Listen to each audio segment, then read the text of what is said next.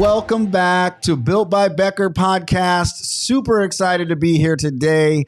Not only because Built by Becker is growing and we're loving all the support, but because of my guest today, the one and only world-renowned Joe Nugent from Joe the Home Pro. Man, what an honor to have you on the show. Dude, I'm going to like hire you to be my hype guy. Like that was awesome. All right. I like it. You're just going to follow me around with just like that with a recording. megaphone. Like, with the megaphone. This is Joe the Home Pro. Yeah. You don't know who I am? Oh, well, he'll tell you. Relax, guys. This is a breakfast. You know? That's right. But no, man, this is the kind of fun that we have when we're together. This is how I met you 10 years ago through networking. Yep. You light up a room when you come in. You got big eyes, big smile, big personality. I'm not trying to date you, Melissa, it's cool. But you are. You're funny. You're a great guy, and you're inviting, and you are the face of Joe the Home Pro. And tell us what is Joe the Home Pro? Who is Joe Nugent? And what how can we find you? What do you do? I mean, first off, thanks for having me, man. I mean, it is funny how our paths cross through networking. Yeah. And like, I just always am a big believer that like big personalities, like they'll just magnetize like towards each other and like common themes of Either how you magnetize or clash. Oh, well, it could be clash. It could be opposite. That's attract. True. That's true. And sometimes, but it is nice when you find like-minded people that run their company the same way, have the same ethics, morals, values, and I just feel like you and I hit it off from the start. 100%. I think one of the first conversations we had was at whatever that is, Sports Page or whatever, the restaurant, and you were talking about your business and scaling, and I was at the place where I was just starting to grow, and we were like-minded people talking about our company. Yeah. We were not a threat to each other. There was no competition because we're in different industries. It was more along the lines of just, how can two people in a networking scenario help each other's businesses? And you were able to send work my way, and I was able to do work for you. And of course, you've done numerous home inspections, not only for myself, my business, my family. So thank you for that, and isn't that what networking is all about? It is what it's about. It's like that rising tide raises all ships. And I think that's what's really cool is because when I first met you, you were the handyman, right? Yeah. And then you're like, wait a minute, there's more out there for me. Like, I know I'm destined for something bigger. And that's what I love about you is your drive and your passion, your determination. And I think I have a similar thing like that. So it just made sense for us to continue to kind of rise together and go in like these really big, boisterous directions. Yeah, no, and you've done a lot in the last 10 years. You've been in business for 10 years. Tell me about your business and how you started and how you got to where you are today. So Joe the Home Pro is a full service multi-inspector home inspection company located right here in beautiful Naples, Florida. So we cover Marco to Punta Gorda. We're marching towards Sarasota, Tampa area. Nice. Sometime in 25, hopefully. So that's like our path. But okay, so I get asked this question all the time about how we got started, and it is the dumbest thing in the world, but I love the story. So I was married at the time, and my wife and I were on the couch a lot, watching a lot of HGTV. Okay. And there's this guy that came on there, and he was this home inspector, and I was like, I could totally do this. I'm handy-ish. Like, I know a little about homes. And my wife at the time, she goes, you idiot. Do you remember what you did to the master bathroom when you tried to renovate it? I was like, okay, she's not wrong. That's a very fair point. Like, I had no business probably doing. I got in way over my head. So hiring a professional, number one recommendation by Joe the Home Pro. Like, that's really the takeaway from this. Right. But I was working in corporate America, so I spent 20 years to the day in corporate America in the hospitality industry, overseeing large sales and catering teams. And in I'm 2000, falling asleep just thinking about that. What's that? I'm falling asleep just thinking about that. Listen, I'm going to tell you right now, I am too. I kind of blacked out in the middle of it, and I've not been drinking this morning. But what's really been interesting is I unexpectedly lost my job in July of 2013. And so I'm married at the time. Both my kids were super little. We had just built a house in Naples. And I was like, I am done with other people pulling the strings on whether or not I have a paycheck or what happens and all that stuff. And so as we're sitting there, and I got a job, and I got another job like 2 weeks later, but I started to really think like, okay, it's time to really kick off this entrepreneurial journey. And watching this guy on TV, and I'm like, I'm going to look into this. And so that's how I found home inspection. It was not because I like have like this affinity for something or I was in a trade or anything like that. It was just like, have you always had a yearning to do more? Or were you okay being an employee? I knew that I was not meant to work for somebody else. First of all, I'm a horrible employee. Me too. Because I'm like, I disagree with almost everything that like an employer will tell me what to do. I'm not a horrible employee. I'm a great employee, but internally, I'm telling you, like, I could do this better than you. Like, 100%. I just have this thing inside of me. I would never say that. Okay, right. Yes, sir, I'll take care of that for you. Right. But I'm thinking, man, I could do this better. I could do this equally as good. Yeah. And I could be making more money. And that's why I had to start my own company, because I couldn't do this either. So I just wanted to know if we all entrepreneurs have that yearning that we can do it too, or we just don't play well in the sandbox with others. I think there's also a point, like for me, like I was making hotel owners millions and millions of dollars. And I'm like, thank you for my $115,000 salary and my 2 weeks of vacation a year. And I'm like, there's more to life than this. Right. Like I knew I was just destined for something bigger. I knew that running my own team was what I wanted to do. I knew owning my own company was what I wanted to do.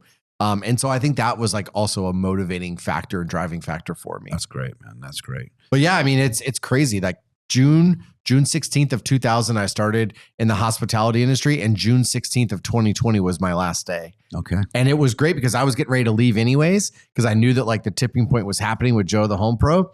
And obviously we're in the middle of COVID. It's like, you can't run 7% occupancy in a hotel with no events. Yeah, because when I met you, you were running Joe the Home Pro and working. Yeah. Right. I do remember that. It was nuts. I mean, I was like, I meet realtors at like 5 o'clock at night to do a home inspection, or Saturdays or Sundays. And I built it up over time. So what is your credentials, training, et cetera, to become a home inspector and to do what you do for home inspections? So in the state of Florida, they're actually, I think it's the second most stringent state for home inspectors to get your license. It's 120 hours of classroom work. So whether that's online or in a physical classroom, and then you have to take a couple different tests and then a state test to pass everything. Okay. So it's like, I mean, I joke with like, there's mortgage professionals that are like, it takes us like 15 hours and we get a mortgage. And it's like, you know, it's really intense for a home inspector.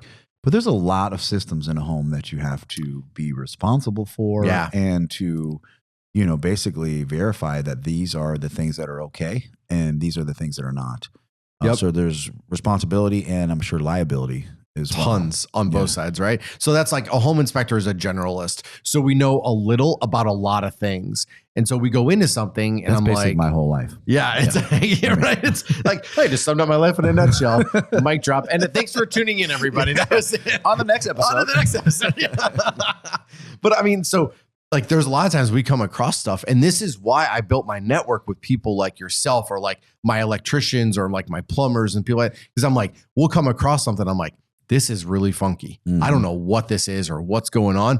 We try to get some other information for him, but like, that's when we're like, hey, reach out to Becker, reach out to this company, reach out to that company, and they can help you with further evaluation and trying to figure out exactly what the problem is. Right. What has probably been the most surprising thing you've learned along the way in your 10 years of, you know, education and experience? So something that's job related, that's not exactly the job, is it could be business, and it could be one of the biggest things. Let's do both. Let's do what is the most surprising thing about business, and what's the most surprising thing about home inspection that you so we're in like 30 homes a week, and the most surprising thing to me is you see how people live. Oh. And you're like, oh God. Wow. Like, it's not. And let me tell you something. Everyone thinks like Aqua Lane Shores and Port Royal, like, we've had some homes that are like, we have some challenges here. Like, we got some hoarding situation going on, right? So it's not, you just see how people live. It's really eye-opening. So, and then you go back to your place, you're like, I'm not doing that bad. I'm a pretty good father. I feel like it's clean. Like, this is great. Like, you know, so that's been really surprising. So it doesn't matter the neighborhood. It does not matter the neighborhood. There are crazies everywhere. There are rentals in Ave Maria that have been worn very rough. And it's, again, places that you wouldn't expect. So you just see how people live, and you see how tenants are, and then you see how homeowners are. And we got to remodel a meth lab the other day, so that was that's fantastic. Really like, that's like the Johnny the Month. I'm not gonna share the new homeowners information, but yes, we actually worked for a client who bought a well-known drug house that was known for like cooking meth, and we had to like rip all the drywall out, and we had to remove, you know, like contaminated stuff, and then come back in and completely rebuild. Oh, wow. And it was also in a nice community. You would have not known that type of home was in a gated community. Yeah. Crazy. It's nuts, So we right? do come across surprising things, and you more so than me, I'm assuming, because you do 30 homes a week. I might be in 30 homes a year. You know? It's very interesting. So I think that part of like the home inspection side is interesting. I think on the business side, I think our ecosystem here in Southwest Florida and our cost of living, and there are a lot of factors that go against you as a small business owner. 100%. And in order for people to live in Southwest Florida, and it doesn't matter, we're not talking just Naples. I don't care if you're Fort Myers, Lehigh, Cape Coral, it doesn't matter. All points in between. They need $100,000 to $125,000 a year. So in order for me to even try to offer that, we have to keep our rates high. And like, so from a business perspective, the hardest thing is trying to keep team members as a small business owner. It is really, really challenging. That's a challenge for all of us. Because they can't afford to live here. That's a challenge for all of us. Right? Yeah, and so really especially like those trade companies, and there's very sadly, I was talking to a couple earlier this week. We have a lot of trade companies that are going out of business. They are. And it's really, really, really sad because these are good people that do a good job. Yeah. But it's really tough to make it down here as a trade company, no matter what you are. Yeah, it really is. So that's been super surprising. I know our community is working hard at changing those kind of things, working on some more affordable housing, working on some things that'll help keep people here, because I know we are losing tradespeople to Lehigh. We're losing tradespeople to Punta Gorda. We're losing tradespeople to Port Charlotte.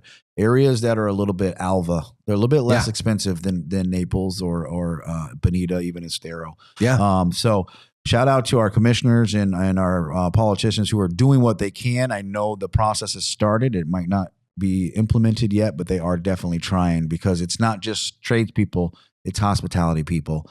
It's all the your police, your firemen, people, nurses, right, that are here in our local community in Naples, Florida, that we have to figure out how to keep so they can help support the others who are here as well. Because I agree, like our politicians are doing a good job. The problem is it's a 900-pound elephant. It is, and it's one bite at a time. Yeah, and they've taken those first few bites, but there's a lot more to take. But they are on the right path. They are doing the right thing. I agree. Now, in your experience, how can inspections save thousands of dollars? Whether it's for the homeowner, for the realtor, what are things that you see that can help save? Like when you yesterday when we went up on a roof and it was a 19-year-old asphalt shingle roof and this thing was completely gone. I mean, like there were shingles that were just like on top of each other and missing, curling, granules are gone. So that's $15,000 to $20,000 for a new asphalt shingle People roof. do buy homes without an inspection, correct? Yes. Happened a lot during COVID because agents would tell their clients like, hey, if you waive your contingencies, it's going to make your offer better, which was good and bad, because what happened was there's a lot of agents that did not have their clients sign a hold harmless agreement. And guess what? They move into the house and they're like, I need a $50,000 roof. Yeah. And they went after their agent. Because you're like, you told me to waive this inspection. It was good. So, but yeah, people do. And I don't understand why, because it's like, think about the average home price down here, $800-some thousand just in Naples. So you're going to spend $800,000 on a home, whether that's cash or through a mortgage, and you're not going to spend $500 or $600 on an inspection. It seems very short-sighted to me. Doesn't make a lot of sense. So hiring a professional real estate agent is a must. Absolutely. Yeah. Someone that's not going to put you in a position where you're stuck with a $50,000 roof or a $40,000 pool or something that's wrong that got missed if you're not going to do a home inspection. So making sure you have a quality real estate agent is a good thing. And shout out to Joe the Home Pro, because you guys inspected my new home and the roof was great. And we had some issues after the hurricane. And if it wasn't for that report, I wouldn't have been able to say 3 months ago, this roof was fine.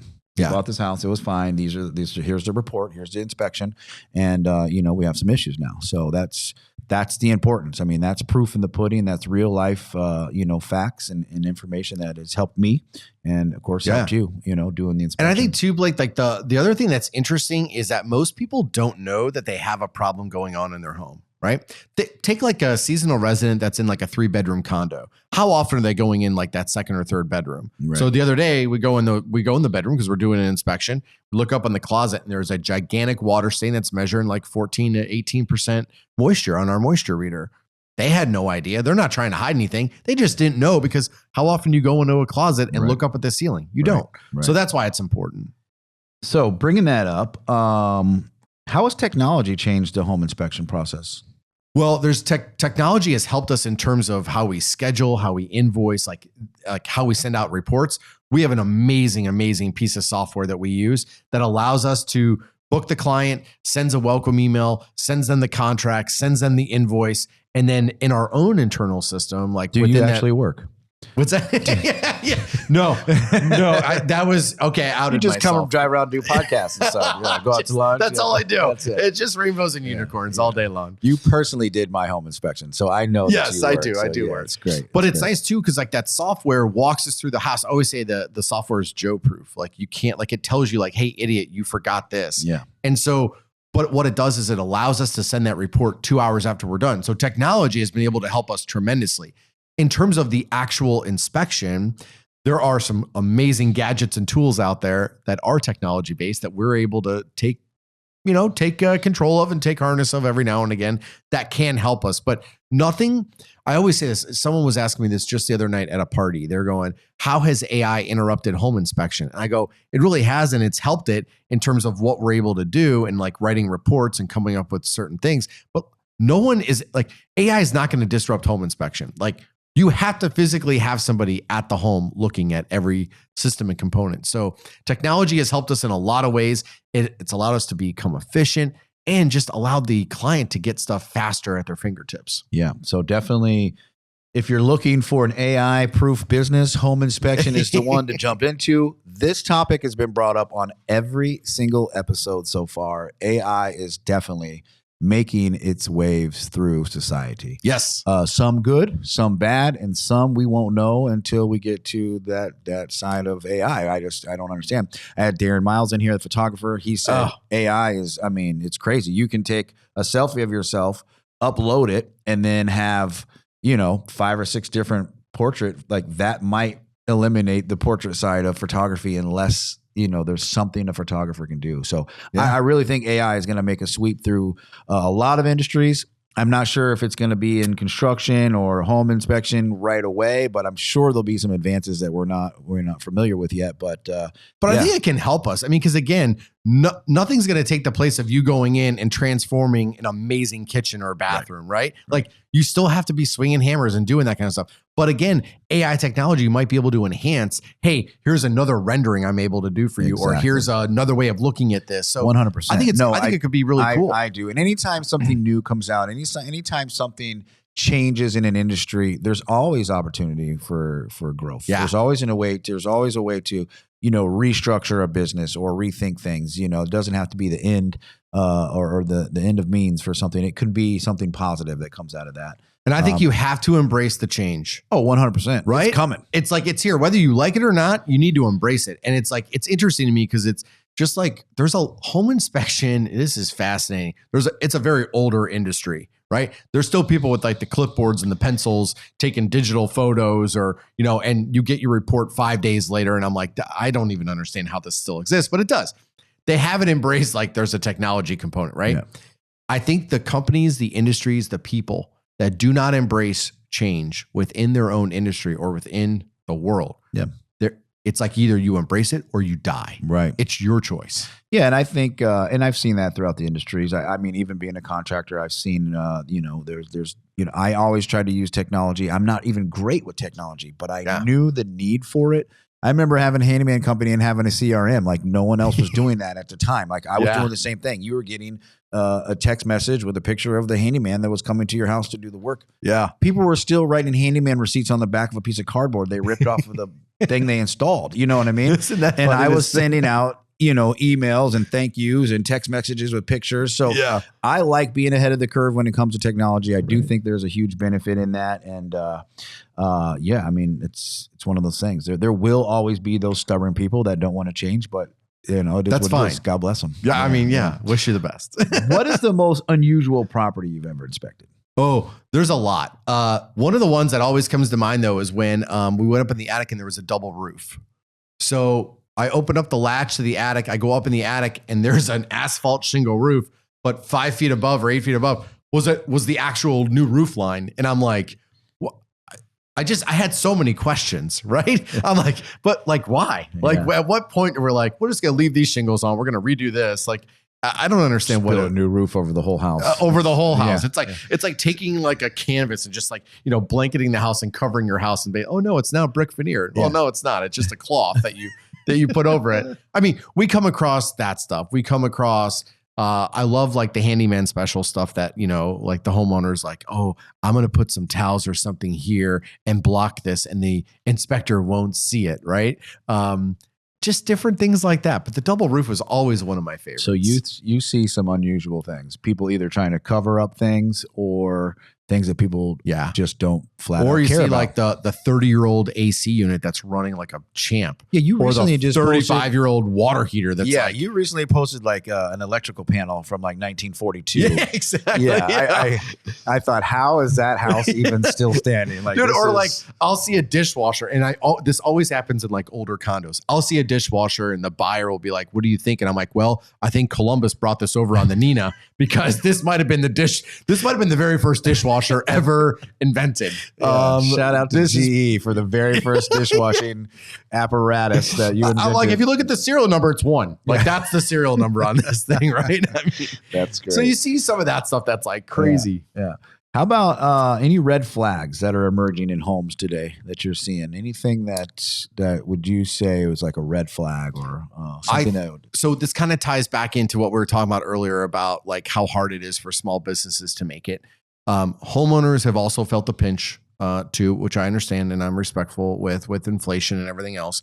And so they've gone to like the unlicensed person that's like, hey, I can do plumbing for you. And like, I'll be there like at 6:00 on like a Tuesday and do this for you. We're seeing a lot more of unlicensed work. And you can tell, like, for example, plumbing, when I see like 37 feet of flex drain underneath a sink because they couldn't figure out how to make the connections work. So they just do the flex drain and like, jack that up. We'll see stuff like that. We'll see things in electrical panels where like there's double taps. So you have 2 wires or going into 1 breaker, which you can't have. Like little things like that we're seeing a lot of, or I guess like you're even seeing it on the roofing side. You'll see like some roof repairs and you're like, but why? Yeah. Right. And you look underneath, like you go in the attic and you look at that spot that was repaired and it's wet as wet could be. And it's not repaired. It's just a cosmetic, Band-Aid. We're seeing a lot of that stuff. And partly because people are just trying to make extra bucks. And so they're going, hey, I can do this for you. And partly because homeowners are going for the cheapest option available. Yeah. Well, the price of things has gone up, right? I mean, definitely the price of construction, the cost of services and goods has gone up, which is going to drive everything. So, I mean, people are doing what they can, I don't think that would happen in this kind of neighborhood, this kind of community, but it still does. I mean, people are still cheap. Yeah. Let me tell you, it's like just because they have a $4 or $5 million home doesn't mean that they're spending bucks. Nope. No, that's probably how they got that $4 or $5 million home. That's right. Okay. So the strangest or most unexpected thing. Okay. Animals, beehives, maybe somebody living in an attic you weren't expecting. Do we have anything crazy? Yeah, I have. Okay. I have 2 things. One was we did a house and I'm doing the inspection and I'm like, I did the whole outside. I got the agent and the buyer outside. Everything's good. Did the outside. I go on the inside and I start doing my thing and I open up a bedroom and there's like a 20-something-year-old female sleeping. And so I run out like I had like just seen like a ghost because I was like, no. I know how the story ends. Yeah. There is going to be somebody else in this home with me, right? And I'm not going in that room. And right, so that scared the bejesus out of me. I did have one scenario though where someone, and I wish I could meet this seller because they had so much fun with me and I loved it. Like I thought it was great. I open up a closet and there's a skeleton hanging there like trying to scare me. I open up one bedroom and they arranged all the pillows to make it look like someone was sleeping in the bed. I mean, it was like little things like that I was like, I think this is fun. Like that would be a great day at work. Yeah, like it was fun. It's like you're like, and it didn't scare me because I was like, all right, I'm going to open up this closet. I have no idea what could be behind this closet, right? So then every door you open every is like, door I open, I was like, oh, yeah, let me see what's going on behind here. So I mean, like fun stuff like that. But yeah, the people sleeping in rooms or being in the home, or I think the other thing too that's like crazy surprising is like when we go through like a hoarder's house, and like you see literally like a 18-inch walkway throughout the entire home of like where they go. How many of those have you seen? Quite a few. In Naples, I bet I could probably name 10 or 12 that I could think of just off the top of my head that we've been that bad. Yeah, because I've only seen it on TV, or you see it on TV, and hoarders are and I wouldn't say it's even like a lot of times like on TV they show like the food and all that stuff. Ones, it's not so much. It's just so much personal belongings that are just stacked floor to ceiling, and it's like here's my little walkway of where. I mean, it's really sad. It really is. So like you see that stuff, it's like. Yeah, I'm bothered if there's like 3 things on the countertop in my house. I can't handle it. I could not imagine. I don't know if I have OCD or ADHD or a combination of all of them. Maybe dyslexia, throw it all in. I gotta, you name it, I probably got it. So I have to have like a clean area. There's no way I could. I'm the same way. No. That's why I said I mean, I do have enough things. Myself. I mean, I have dog toys and children's toys and stuff that I step on. But I mean, it's pretty clear for the most part. Yeah. Shout out to the wife for doing a great job keeping up the house. Love you. Okay. How do inspections differ for high value properties compared to, I'm going to use the word average property? Yeah. For us, there isn't a difference because we're going to do the same. We have the same process no matter if that home is 10 bedrooms or 1 bedroom, whether it's a condo, whether it's $1 million or $100,000. For us, it doesn't matter. I will say that obviously the higher end homes, there's a more discerning eye. Yeah. Because they're paying more money. I get that. So, and usually those homes are taller and bigger. Yeah. So we'll always bring out like our drone and we'll make sure that like we're droning everything. We really, really try to spend extra time if the buyer is there to really walk through each and everything. But one of the things that we do that I learned this years ago, and I learned it the hard way, is that our reports, it's like we're taking people through like a visual journey of their home. And it really was because no one was attending their inspection. I was like, I need to cover my butt. Like, I need them to know we looked at all this stuff and not just a report that says this box is checked. Yeah. And so we take more pictures than we have words. We want people to know, here's what's going on in your home and here's everything that we looked at. Yeah. But I mean, at the end of the day, we're going to inspect it the same. We're going to do a great job because that's what, I mean, relentless service is our number one company pillar and it's all about the client. It's going to take you longer to do 100%. To do a 7,000 square foot home compared to doing a 2,500 square foot. I have a 6,000 square foot home I'm doing tomorrow for a pre-listing inspection. And yeah, that's going to take a few hours, but it's fine. We're going to go through it the same way we would anything else. Yeah. Okay. So I'm going to get into some real estate things. Hopefully you can help maybe, inform us on some of these areas. What are 3 things you see in home inspections that can cause a home to be held up on a sale or prevent a sale? A really bad real estate agent. Okay. Agent number 1. Not getting the proper insurance inspections. Mm-hmm. And probably the third thing would be not scheduling. And I guess this kind of goes back to the agent, but not scheduling like appraisal, surveyor, those types of things in a timely manner. What about things that would be wrong in a home, like maintenance things, air conditioners being bad, pool equipment being, faulty? Are there any things that you see that cause a home to, maybe sit on the market longer? Well, let's talk about that because like we always tell people no home is perfect, but everything can be fixed. And they're like, well, what about new construction? I'm like, well, sometimes new construction is some of our worst ones. Yeah. But when we go through a home, it's like, okay, we have a GFCI outlet that isn't working properly. Homeowners will be like, we need to rewire the whole house. And I go, you could do that. Or you could go to Home Depot for $16 and buy a new GFCI outlet. Right. So it's all about setting that expectation of like, these are really simple things. Yeah. And air conditioning not working, that's where the agent comes into play. Because either the agent's going to say like, okay, give us a credit or get it fixed or we want a new one or whatever that is. But our report needs to give the agent as much ammunition in their gun as possible so they can negotiate as well as they can. Fantastic. What mistakes do you see homeowners repeatedly make when it comes to property maintenance, like before an inspection? Because we have such a seasonality down here. So you have a lot of people from the north that are like I'm from Ohio. Like, well, you service your AC once a year in Ohio. Well, down here, you got to get it done at least twice a year. So they don't have their AC serviced properly.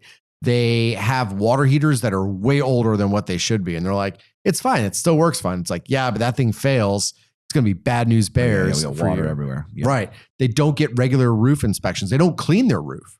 Like the organic growth that happens on roofs, I don't care if it's a concrete tile, a shingle, metal, it doesn't matter.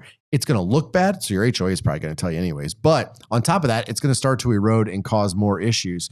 So some of those preventative maintenance things, we see a lot of those that are lapsed. It's like, when's the last time you had your AC service? It's been like a year or two ago. Or, it's 3 years old. It's brand new. It's fine. So someone that is maybe knows that they're going to be selling their home, a recommendation would be having a good, maintenance plan or a service professional that could look after some of these things, or maybe even a checklist to follow to know what to even have to service. Maybe the average homeowner doesn't know they need to clean their roof.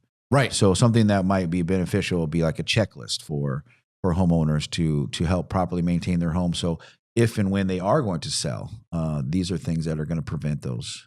It's huge. And we try to put some of those preventive maintenance items in our report, like your dryer vent. We put on there, recommend yearly cleaning of your dryer vent to avoid lint buildup. Yeah. It's $99. Really simple. But a lot of people don't think about that stuff. Anything you'd recommend to a homeowner before they buy or before they sell that you I think see? Before they sell, I would say get a pre-listing inspection. Okay. Let us come through and really do like worst case scenario of what's going on in your home. So that way you can figure it out ahead of time. You can get it fixed and it's going to help your home. I would think it would have to help your home sell much faster because it's like, hey, we already did this inspection. Here's what's going on. We fixed it. Here's the proof. From a buyer's perspective, it's talk to a local insurance agent. That is the biggest thing because the insurance nightmare that is the state of Florida and insurance is holding up stuff. And so in the last 4 or 5 years, I've had to turn into like a part-time insurance agent and tell them like, listen, none of my kids are going to college because I'm adding $150 for a wind mitigation onto your invoice. I'm like, but you really want this. It's going to save you a boatload of money. Or your home is 35 years old that you're trying to buy. The insurance company, the underwriter is going to need a 4-point inspection. And so those things are really, really important because people are like, well, I don't know if I'm going to go forward though. I don't want to bind anything. I'm like, you don't need to bind it. Just ask them what you need. That way we can do it for you at the time. And that helps save people time and money. 100%. So if you like the information that you're hearing on this podcast, I want you to like and click the link for our next episode where we're going to have a home insurance agent on to unpack some of these things that we just discussed. And then after that, you click the following link where we're going to have a real estate professional come on and go through all of these questions and help us see how it is that we sell real estate right here in Naples, Florida. So, common myths in home inspection. Is it true that a newer home doesn't need an inspection? False. Gotcha. New construction absolutely does. Now, new construction inspections are mainly punchless. Okay. Right? So that's mainly what it is. But there are a lot of things that we find that we're like, what subs did they use? Or did they skimp on corners and, some of that stuff. So it is a good idea. And it's also a really good idea to do an 11-month warranty inspection. So before that warranty expires, contact us. We'll come out and we'll do another full inspection. That way, whatever is broken and needs addressed, it's on the builder's dime and not yours. I like that. As a builder with a 1-year warranty. I like that. Yeah, good. What is one myth about home inspection you'd like to debunk? That it's a cosmetic inspection. You could have a door that's scraped up, but if the door opens, closes, and locks exactly as it should, it just looks bad. I get it, but the door functions as it should function. Yeah. So a home inspection's not cosmetic. It's all about the mechanics of it.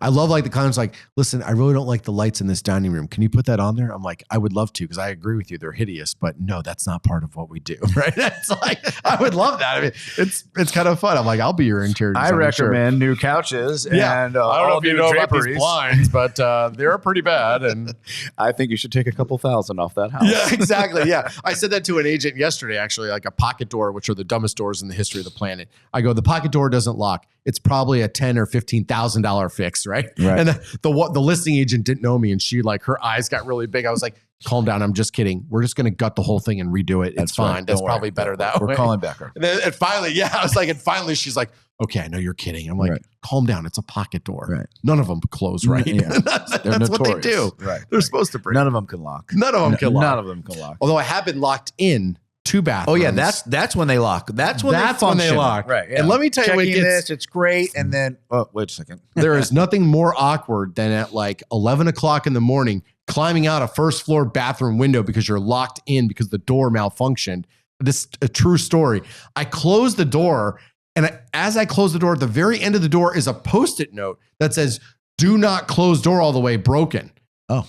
Maybe we could have put that at the beginning of the door. Yeah. That on the 50-yard line of the door would have been a much better option. Would have been great, right? So here I am. I'm leaving this house. It's like 11 in the morning. Thank God there's a bathroom window. And I'm going, okay, neighbors that are seeing this are going, who is she sleeping with? That's right. Who's this guy sneaking out in the middle of the morning? That's why we hired Joe, the homepro.com. That would be a horrible reason why. We would have no business if that was the case. Man, that's great. But that kind of stuff is crazy. Awesome.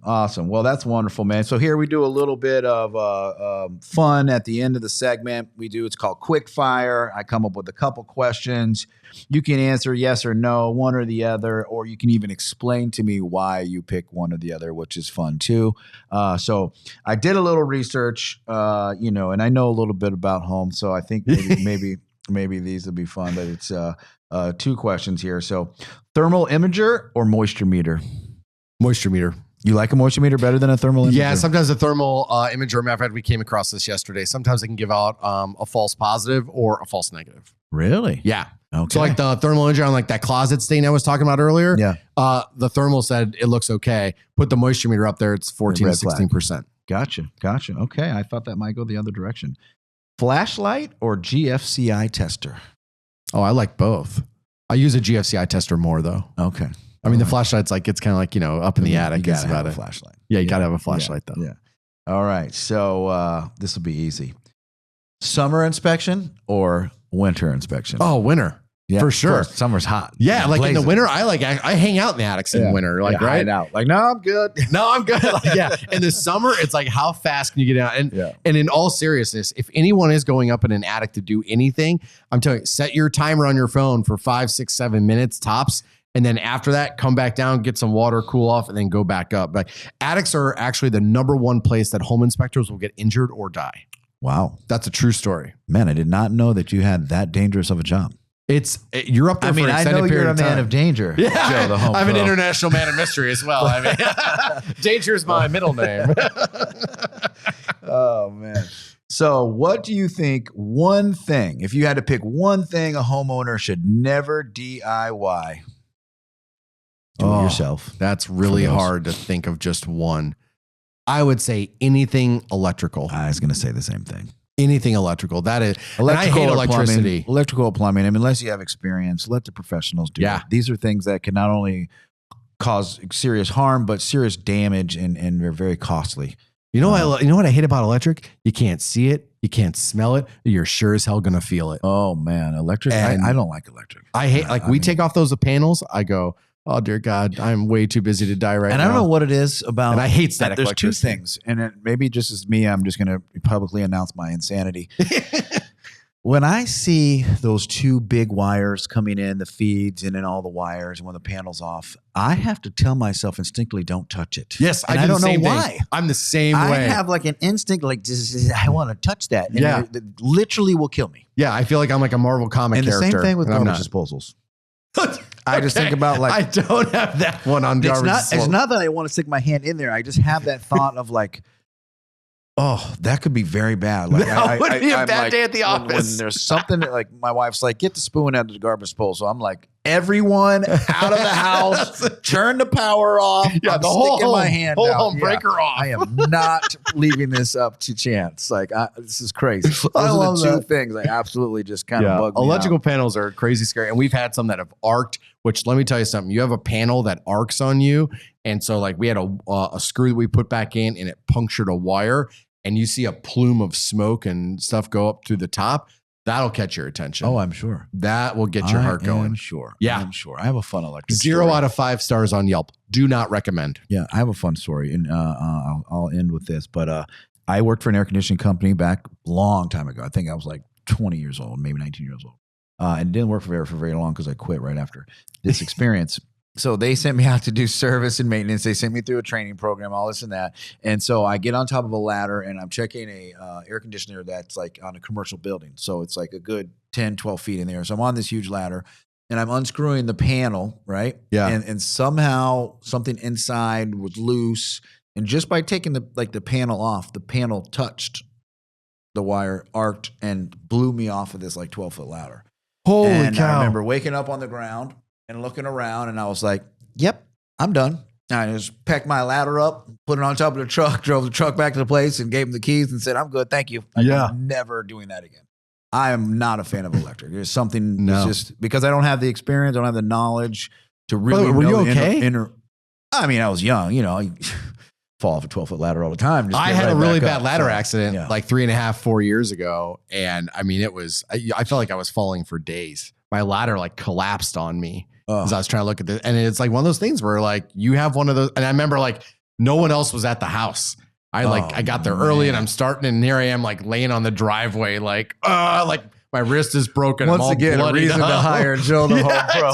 If nothing else, like you're hearing There's that guy laying on the ground again. I think I saw him climbing out of a window. We'll either get hurt or you'll hear some bad dad jokes, but either way, it's going to be fun. Man, that's why I love your personality. And that's why it's been so great to have you on the show, man. Built by Becker podcast, Joe Nugent, Joe the Home Pro. Where can we find you? JoeTheHomePro.com is our website, and all of our social handles and channels are Joe the Home Pro, YouTube, Instagram, Facebook. Any really cool projects coming up that you want to talk about? Anything outside of the home inspection world that you've been a part of or you want to mention? Anything we can help hype up for you? Well, you know what was really cool is I was on an entrepreneur competition earlier this year, like a reality show that Wes Bergman from MTV's The Challenge, he is like this crazy, awesome entrepreneur put on. So there was 40,000 people that applied for this thing and I got chosen. So I went out to Tulsa for a week, competed against 125 other people, and I ended up winning the whole thing, which was like really, really awesome. Congratulations. So that was a fun thing. Yeah, thanks. Big shout out. And we just, and the other thing I would say is that we just launched our licensing program nationwide. So Joe the Home Pro is going nationwide. We're trying to find people that want to be home inspectors and own their own company. So we're really trying to help out the veteran community and people in every single state. And the idea is to act like a franchise, but charge them like a licensing company. So a franchise could be like 8 to 12%. We're doing one-time fee of $5,000, and then every month it's a $1,000 flat fee, and we give you everything in the world that you need to be successful. To be a successful entrepreneur. You can get up and running in like 3 weeks. So you guys heard it here. This is phenomenal. Go to joethehomepro.com. Can they access that information on all the of website? It's on there on our licensing this division. This is great. I know a lot of people that might benefit from this and could gain some entrepreneur structure in their life or maybe make a change. Think about all the people that you've mentored and helped throughout your career, which are hundreds, right? And that's one of the reasons why I love you. And I just feel like it's my duty to help give back to other people. And this inspection industry is so closed off. It's like what I know is mine and what's mine is mine and what yours needs to be mine. And I just don't have that mentality. Right. We can all win. And I just think like it would be so awesome to be able to help put 200 plus people to work all over the country and help them achieve whatever their goals and dreams are in life. And so that's what I want to do. And helping other people win is something that I know both you and I are passionate about. Massively passionate. We are going to do good in what we do somehow, some way. But I think by helping others do good, we get a little bit of extra support. And whether you want to call it karma or doing God's work, however you believe, whatever structure you believe in, I know it's a big part of what I do. And I know it's a big part of what you do. And I think that's what makes a difference, not only in our businesses, but in our lives. And for our community. Prime example, man. You are definitely doing that right here in Naples, Florida. And I can't wait to see that thing go nationwide. Yeah, I'm pretty excited about it. Yeah. It should be fun. So thank you so much, man. This has been a great honor, a great privilege to have you here and Built by Becker podcast, YouTube, Spotify, iHeartRadio, Apple Music. We're everywhere. Like, follow, subscribe, man. We are so honored to have you here. And thank you for joining our show, Joe. Thank you a million times, brother. Appreciate you. All right. Thanks.